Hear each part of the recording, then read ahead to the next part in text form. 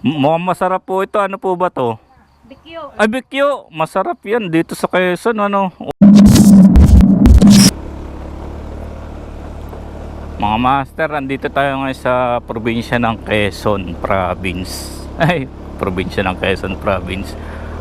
Paano masabi? May deliver tayo, ginabi na tayo mga master.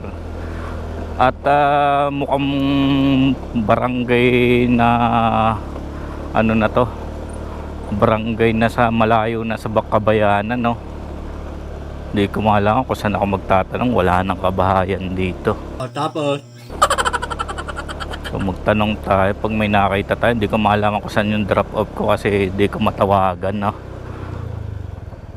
Silaw naman itong sasakyan. Ayun, may kabahayan dito, may nag-iinuman, no. Magtanong tayo, subukan natin magtanong.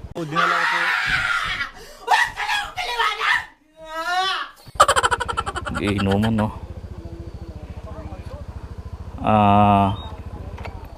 Pwede po ba magtanong? Nagtatanong ka na. Nagtatanong ka pa kung pwedeng magtanong. Saan po dito ang bahay ni Inang Salome? Baka po kilala ninyo, may deliver lang po. Opo, yun po yung nakalagay dito sa ano ko, sa apps ko. saan nga ba? Ano pong Sa dako-dako yun. Tumagay ka muna. mukhang masarap po yan, ah. Ano po ba iniinom ninyo?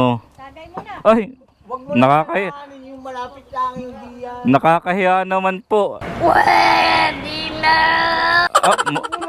Mukhang masarap po ito. Ano po ba to? Bikyo. Ay, bikyo. Masarap yan dito sa Quezon, ano. Ang kapal na mukha mo. Usang-uso yung gantong hindi po ba nakakahiya? Kunwari ka pa. Sige po, tatagay ako. Isa lang po, ha. Pwede na. 2 hours later. Hila naman yung kausa.